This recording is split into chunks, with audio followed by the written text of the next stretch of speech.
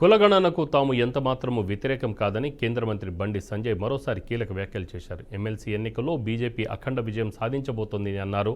3 MLC స్థానాల్లో తమ పార్టీనే గెలవబోతుందని, ఆ విషయం సీఎం రేవంత్ రెడ్డి కూడా అర్థమయ్యే 3 జిల్లాల్లో హడావుడిగా ప్రచారం నిర్వహించారని సెటైర్లు వేశారు. రాష్ట్రంలో తప్పుడు హామీలు ఇచ్చి నెరవేర్చలేకపోయారు కాబట్టే ఎమ్మెల్సీ ఎన్నికల్లో ఫలితం తమకు అనుకూలంగా రాబోతుందని అన్నారు. 12% ముస్లిం జనాభా ఉంటే 10% తీసుకొచ్చి బీసీలో కలిపితే ఇప్పుడు 180 మంది వాళ్ళే ఉంటారు.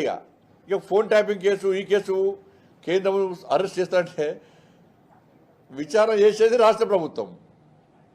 లా అండ్ ఆర్డర్ ఎవరి కంట్రోల్ ఉంటుంది? రాష్ట్ర ప్రభుత్వం కంట్రోల్లో లా అండ్ ఆర్డర్ ఉంటుంది. అరెస్టులు చేయాలని మీరు వేయాలి, విచారణ చేయాలని మీరు వేయాలి. మీకు చేతనైతే లేదు, చేతనప్పుడు ఏం చేయాలి?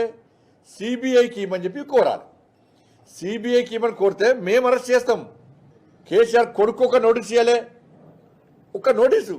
అరే వాళ్ళ స్టేట్మెంట్ రికార్డ్ చేసిర్రు, ముఖ్యమంత్రి గారే చెప్పారు, కేసీఆర్ పేరు చెప్పిర్రు అని చెప్పినప్పుడు మరి కేసీఆర్ గారికి ఒక నోటీస్ ఎందుకు వెళ్ళి ఇంతవరకు? ప్రభాకర్ రావు గారు పారిపోయారు, శ్రవణ్ గారు పారిపోయారు. ఎవరు ఆయన పారిపోయారు?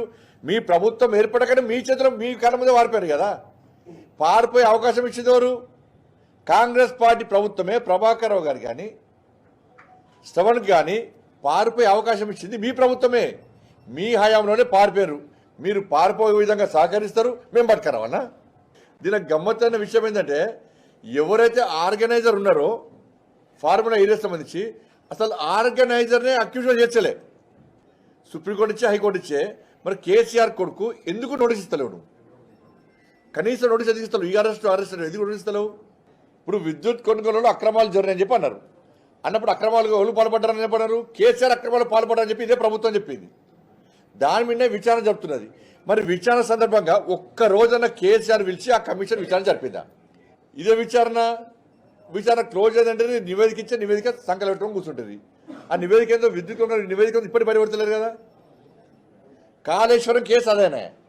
కాళేశ్వరం కేసులో కేసీఆర్ అక్రమాలు పాల్పడ్డాడు, క్వాలిటీ లేకుండా పనులు సాగించుడు, అంచనాలు పెంచిటో వేసి అక్రమాలు పాల్పడని చెప్పి ఇదే ప్రభుత్వం చెప్పింది. విచారణ అనేది అంత అయిపోయింది. మరి ఒక్కసారన్న ఆ కమిషన్ గడువు పొడిగిస్తూ పోతూనే ఉన్నారు.